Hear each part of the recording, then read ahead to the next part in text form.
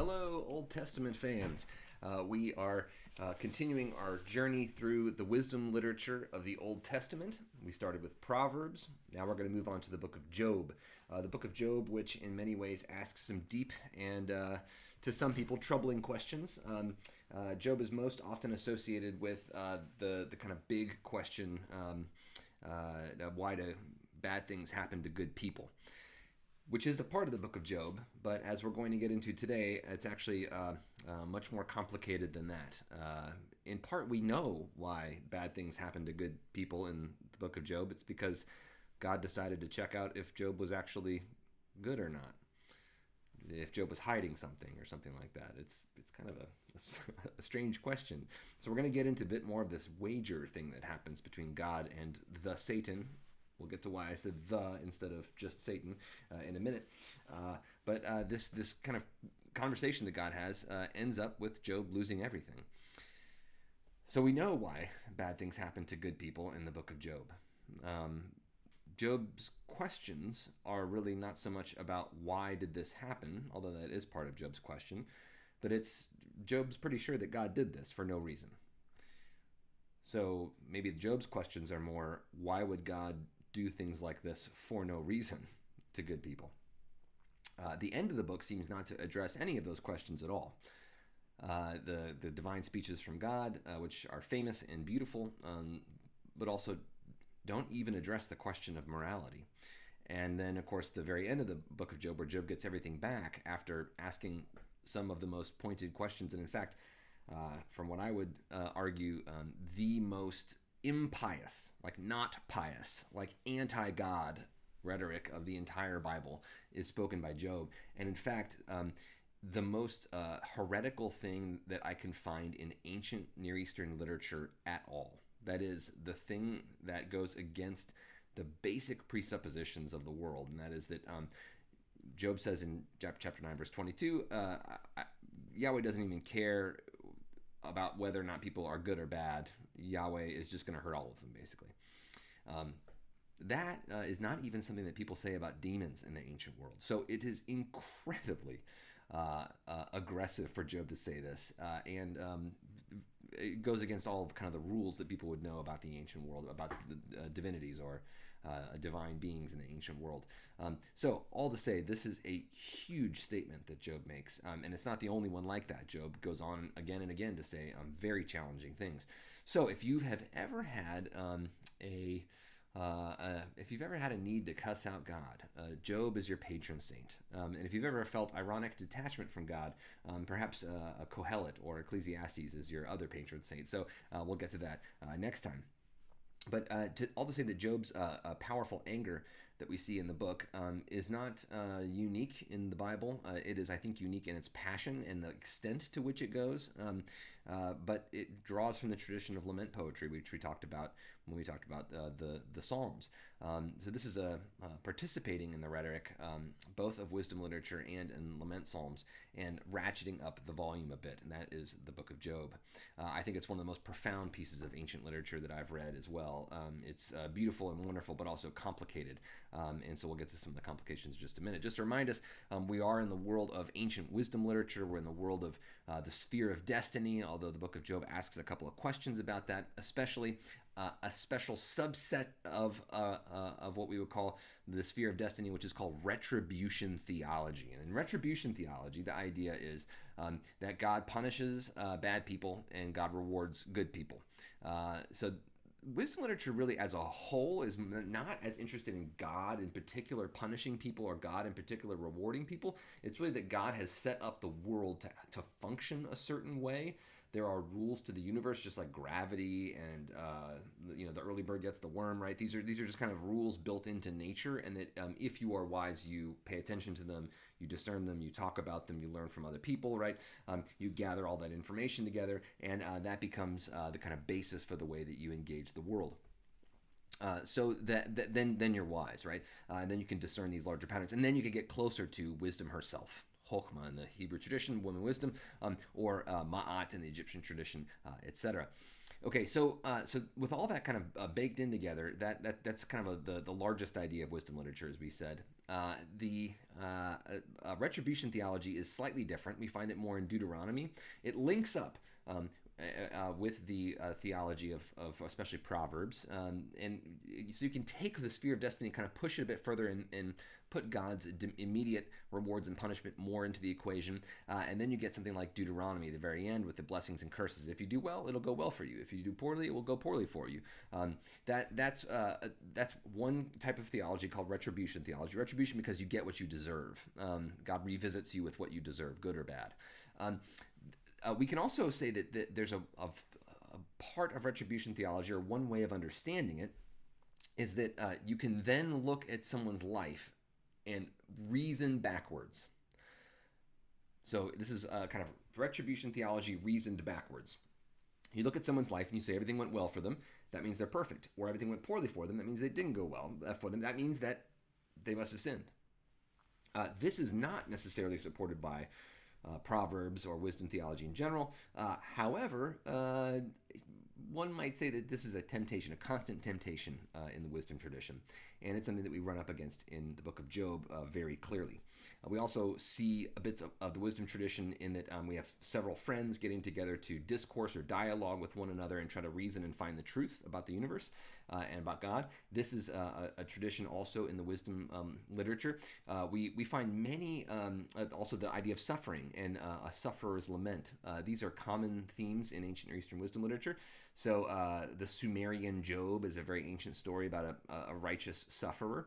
Ludluabel Nemeki, which means I will praise the Lord of wisdom, is an ancient Babylonian dialogue between a sufferer and his friend, where the two people try to reason together to figure out why bad things happened to this pious sufferer. In those dialogues, though, usually the friends end up making kind of gestures towards reconciliation. They try to find some middle ground. That's generally where the dialogues end up, or one is proven right by their arguments. In the book of Job, we find that the dialogue actually breaks down, which is really interesting for us to see. So this is a bit of an unusual feature when compared with other wisdom traditions. We also see some other wisdom themes throughout the book of Job, like, for example, we see Bildad in chapter 8, one of Job's friends, who references the fact that, if Job was really old, maybe he'd know the truth. That is, the elders know the truth, but also the tradition being passed down from generation to generation, that's really the truth. So community validation over time, accept what your elders say. The big point of this is to say that there are, in the wisdom tradition, they know that there are exceptions to the rules. That is, they know that 4 out of 5 dentists agree that if you brush your teeth with Crest, it works out. But there's that 5th dentist, right? In the same way, there's 4 out of 5 people who live their lives well. Things turn out well for them. And then there's that 5th person, right? Who's just, they didn't live their life well and everything went well for them. And how did that happen, right? We all know that there are some societal reasons why things like that happen. There's some cultural reasons why things like that happen, economic reasons why that happens. But also sometimes people just get kind of lucky. So the wisdom tradition knows that there are these exceptions, but they don't reason by means of exceptions generally. Job, however, is a book of exceptions. Job is exceptional. He says himself, I am exceptional, and the book itself shows that he is quite exceptional. So that's part of what we'll talk about today, is that Job is a bit unusual in wisdom literature because it reasons from a limit meaning one of these crazy situations that is at the outer boundaries of what's possible. And because of that, really, Job pushes on some of the conventions of wisdom literature and some of the agreed upon meanings of the wisdom tradition. So we'll jump into some of that. So the book of Job itself, it is often said that in Christian circles especially, but also in Jewish circles, that Job is one of the oldest books in the Bible written by Moses. The reason for this is that in the book of Job, Job sacrifices, and apparently it's okay. He's also not an Israelite. He's not ordained. He's not a priest. He never says he's a priest. So when was it okay for people who aren't ordained as priests, sons of Aaron, to sacrifice? When was that acceptable? Well, in the era of the matriarchs and patriarchs, right? Like, so Abraham can sacrifice, or Jacob can sacrifice, and it's okay. So the reasoning goes then that this must be a very long time ago, before the founding of the temple, because Job's not an Israelite, apparently he's from the land of Uz. How does he know Yahweh then, though? That's always an interesting question. So this is where that reasoning goes. At Qumran, in the Dead Sea Scroll community, in the Dead Sea Scrolls, there's a special kind of writing, like an ancient form of writing. Almost like if you buy like an ancient copy of the Constitution, it'll have like burnt edges and it'll be brown paper and kind of they'll soak it in formaldehyde to make it look old. You know, you get these old kind of pieces of paper. Sometimes they'll have a big script. They'll write these big kind of crazy letters to make it look old. In that same way, there was this old form of Hebrew script in the Dead Sea Scroll community that they reserved for texts of the Pentateuch, the Torah, Moses' books. And the idea was like you kind of wrote it in this old form because that's how Moses wrote it, even though we don't think the alphabet even looked like that back then, but whatever. That was the best they could do. So the only other book in the Dead Sea Scroll community that was written in that same script, that script that we call Paleo-Hebrew, which they weren't using for anything else at the time. That only other book written in that is the book of Job, one copy of it. So it seems that at least somebody thought that maybe Moses, they kind of saved this kind of handwriting from Moses' books, and so they thought this might be a book of Moses. This is about the time of Jesus. So right around then, people probably assumed that Job was written in a very ancient setting, probably by Moses. What we can say now, though, is that we don't think the book of Job was written then. What we think now is that the book of Job was probably written sometime during the Babylonian crisis, the crisis of the exile, or afterwards, maybe in the Persian period, after some time had passed and people could process some of the disaster that had happened. The reason we think that, there's a few reasons. One is the strange diction, the strange kind of words that are used, and the strange kind of language that's used. It is almost like Aramaic, but not. It seems old, but it doesn't work.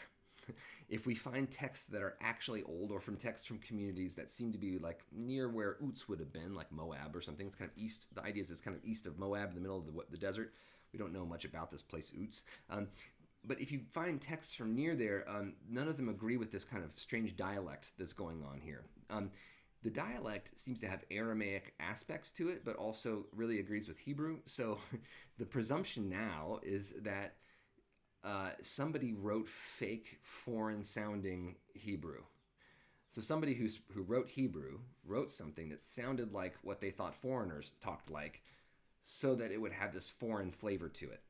Kind of like if you think about a movie that is set in ancient Rome, what dialect are they speaking in?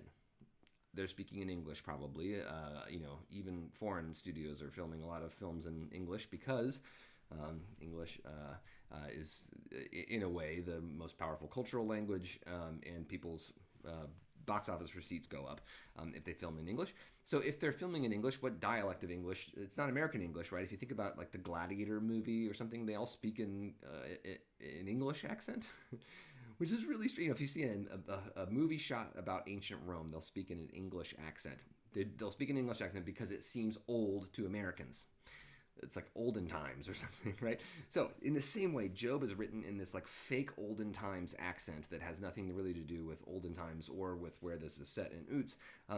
So this gives us a sense that this is being set intentionally in like a long ago, far away place for a reason. And we'll get to more of that in just a moment when we start to read the prologue. So something else about the book of Job that might be of interest is that it appears to be based on a very ancient story. Like I said, there are lots of ancient, Near Eastern, very ancient stories, even Sumerian, like 3,000 years ago or 4,000 years ago stories that deal with righteous sufferers. And the name Job seems to come from an Akkadian named Aya Abum. This is from Chuliang Seao, who's argued this in his commentary on Job. That this name probably means "where is the divine father" in basically Babylonian or Akkadian. So like, where is the divine father? That is like, where is God?